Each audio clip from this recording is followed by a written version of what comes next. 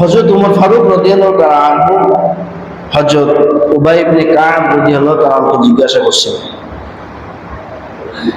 হে উবাই ইবনে কাব, বলো তো তাকওয়া কি? ওমর ফারুক রাদিয়াল্লাহু তাআলা আনহু প্রশ্ন করলেন উবাই ইবনে কাব রাদিয়াল্লাহু তাআলা আনহুকে, হে উবাই ইবনে কাব, বলুন তাকওয়া বলতে তুমি কি বোঝো?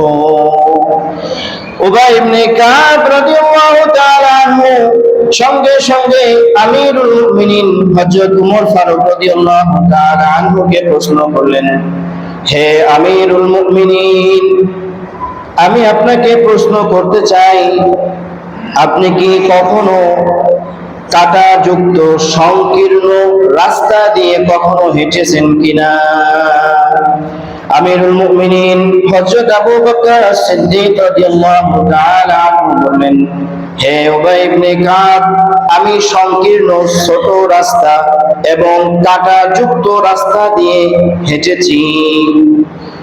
উবাই ইবনে কাব রাদিয়াল্লাহু তাআলা আনহু তখন বললেন, হে আমিরুল মুমিনিন, আপনি ওই সময় অবস্থা বর্ণনা করুন, আপনার রাস্তা যখন ছোট ছিল এবং পুরো রাস্তায় কাঁটাযুক্ত বিষাক্ত কাঁটা দিয়ে ঘেরা ছিল, আপনি ওই পথ দিয়ে কিভাবে গিয়েছিলেন?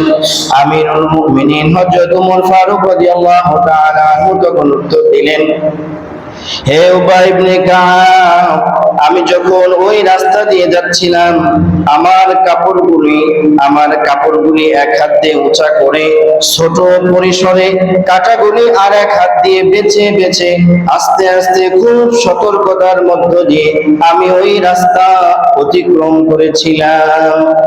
তখন উবাই ইবনে কাব রাদিয়াল্লাহু তাআলা আনহু বললেন, হে আমিরুল মুমিনিন, তাকওয়ার উদাহরণ হচ্ছে এমন বান্দা দুনিয়ার সমস্ত পাপাচারের মধ্য থেকে, সমাজের সমস্ত অশ্লীল বেহায়াপনার মধ্য থেকে, মাছ যেমন কাদার ভিতরে থাকে কিন্তু মাছে কাদা লাগে না, একজন মুমিন মুত্তাকি তাকওয়াবান ব্যক্তি সমাজের হাজারো অন্যায় পাপের মধ্য দিয়ে বেড়াবে ঠিকই, কিন্তু তার গায়ে কোনো পাপ স্পর্শ করতে পারবে না।